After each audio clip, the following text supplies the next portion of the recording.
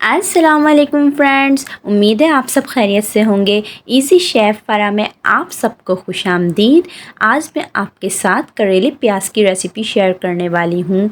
इसको किस तरीके से काटना चाहिए, क्या ट्रिक्स हैं और इसको किस तरीके से हमने बनाना चाहिए कि इसको पता ही ना चले कि हम करेले खा रहे हैं, ज़रा सी भी कड़वाहट इसमें नहीं होगी।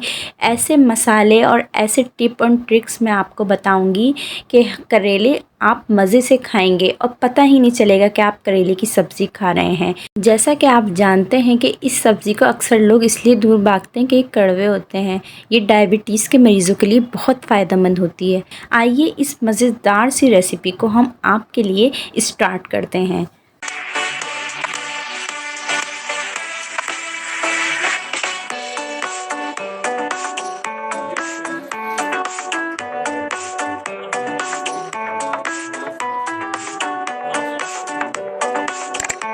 करेले बनाने के लिए मैंने ले लिए थे 1 किलो करेले। इसको अच्छी तरीके से धो लिया था, इसके छिलके उतार लिए थे।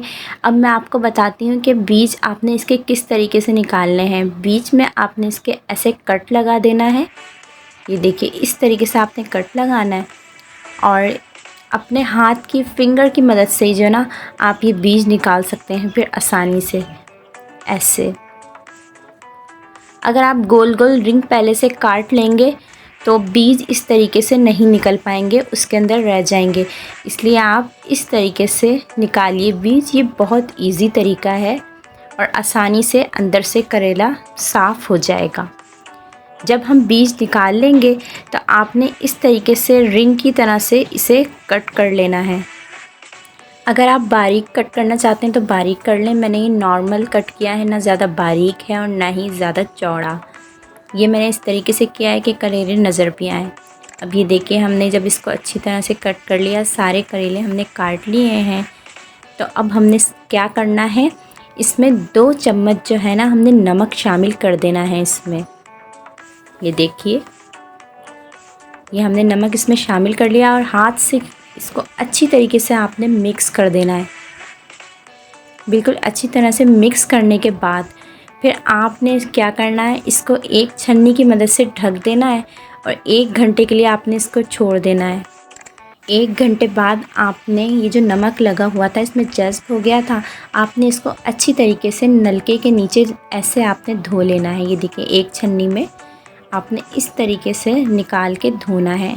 हाथ से आपने मसलते भी रहना है ताकि इसके अंदर जो इजाफ़ी नमक हो वो धुल जाए और साथ साथ पानी छन्नी से छनता भी जाए। इधर हमने एक पैन में ऑयल ले लिया है तकरीबन 1.5 कप और इसमें हमने करेले फ्राई कर लेने हैं मीडियम फ्लेम पर। ये मैंने सारे एकदम डाल के फ्राई कर लिए थे। अगर आप चाहें तो आधे आधे करके फ्राई कर सकते हैं। मैं आपको बता देती हूँ, आप देखते जाइए आपने किस तरीके का कलर रखना है करेलों का और किस तरह फ्राई करने हैं। इसका कलर आपने ब्राउन नहीं होने देना, बस ये जहन में रखना है। ये देखिए, ग्रीन ग्रीन से नज़र भी आ रहे हैं और ये ऐसा कलर हो जाएगा तो आपने निकाल लेने हैं एक प्लेट में और एक साइड पे इसको रख देना है। और इधर हमने सौंफ ले ली थी 1 चम्मच और धनिया ले लिया था वो भी 1 चम्मच और कलौंजी ले ली थी आधा चम्मच। ये आपने रखनी है। और प्याज जो है 5 अदद बड़े साइज़ की मैंने कट कर ली थी, ज़्यादा बारीक नहीं कर रही थी, नॉर्मल साइज़ में ही देखिए इस तरीके से कट कर ली थी। और टमाटर ये भी 2 बड़े साइज़ के थे और इसके छिलके उतार दिए थे और इसको ऐसे कट कर लिया था। और इधर ये आपने जिस ऑयल में करेले फ्राई किए थे इसी ऑयल में आपने इसका मसाला भूनना है। प्याज इसी में फ्राई करने के लिए सबसे पहले रखें और मीडियम फ्लेम पे आपने इसको प्याज को फ्राई करना है, ज़्यादा डार्क नहीं करना। अभी मैं आपको दिखा देती हूँ कि आपने कैसा कलर प्याज का रखना है। ऐसे आप चम्मच चलाते रहिए और ये देखिए, इस कलर की जब आपकी प्याज फ्राई हो जाएगी, ये लाइट गोल्डन कलर है बिल्कुल, तो इसमें आपने अब शामिल कर देने हैं और मसाले।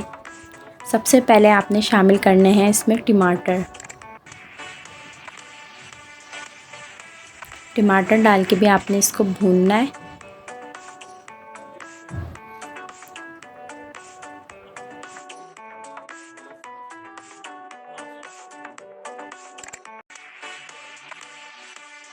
اس کے بعد ہم نے لہسن ادرک کا پیسٹ اس میں 2 چائے کے چمچ آپ نے شامل کر دینا ہے اور پھر اس کو آپ نے بھوننا ہے پیسٹ کو۔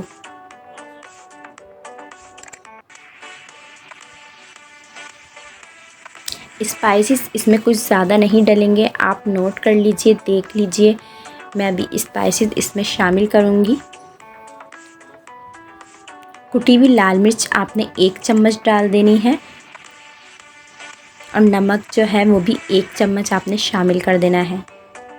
ادھر میرا کیمرہ ہیٹ سے اسکپ ہو گیا تھا، گرمی ہے اس لیے، تو میں نے یہاں آپ کو بتا دوں کہ میں پسی ہوئی لال مرچ بھی 1 چمچ ڈالی تھی اور ہلدی بھی میں نے آدھا چمچ اس میں ڈال دی تھی اور اس کو میں نے بھونا اچھی طریقے سے۔ اب یہ ٹماٹر ہمارے نرم ہو جائیں اس لیے آپ 5 منٹ کے لیے اس کو لوور فلیم پہ ڈھک کے رکھ دیجئے۔ اور ادھر یہ سونف، دھنیا اور کلونجی کو تھوڑا سا چٹو بٹے میں ایسے آپ نے کوٹ لینا ہے۔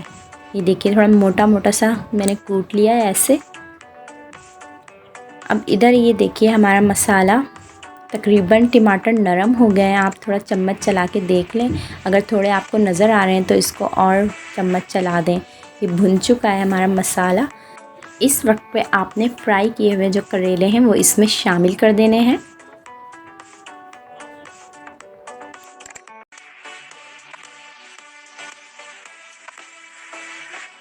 اور ساتھ ہی آپ نے جو سونف، دھنیا اور کلونجی کوٹ کے رکھا تھا وہ بھی اس میں شامل کر دینا ہے۔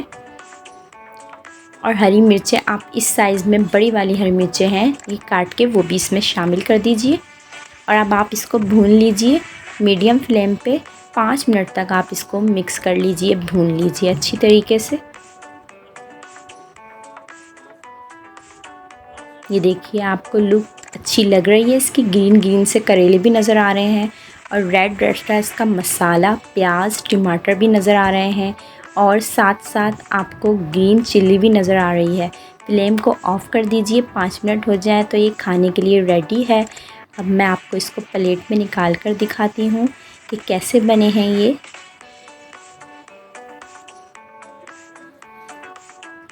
یہ دیکھیے ماشاءاللہ سے ہمارے کریلے بالکل ریڈی ہیں۔ یہ دیکھیے کیسے لگ رہے ہیں آپ کو یہ۔ آپ لوگ ٹرائی کیجئے گا اسی ریسیپی کے ساتھ، اور میں آپ کو بالکل سچ کہہ رہی ہوں، یہ ذرا بھی کڑوے نہیں تھے۔ آپ بنائیں گے تو آپ کو خود ہی پتہ چل جائے گا کہ یہ کیسے بنے تھے، اور آپ جب ٹرائی کریں تو کمنٹ میں فیڈ بیک دینا مت بھولیے گا۔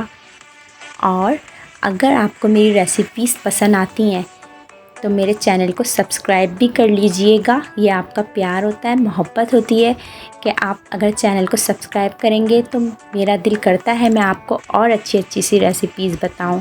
اور بیل نوٹیفیکیشن کو پریس کرنا مت بھولیے گا، اس طرح سے امپریشن ڈاؤن ہو جاتا ہے اگر آپ کے پاس نوٹیفیکیشن نہ پہنچے۔ تو ملتے ہیں انشاءاللہ تعالی نیکسٹ ریسیپی کے ساتھ، تب تک کے لیے دعاؤں میں یاد رکھیے گا، اپنا خیال رکھیے گا۔ اللہ حافظ۔